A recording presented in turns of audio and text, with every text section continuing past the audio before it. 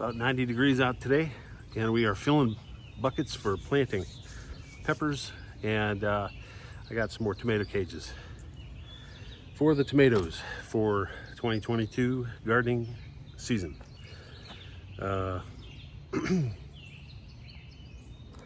Planting some Marconi red giant peppers, and I think they're going to come out pretty good. The soil is top notch.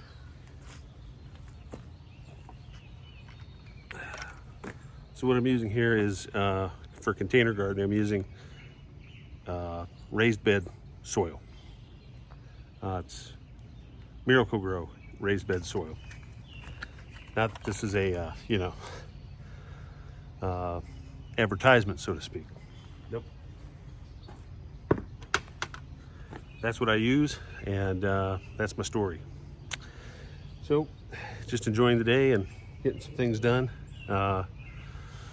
Did my errands this morning, and enjoying the day.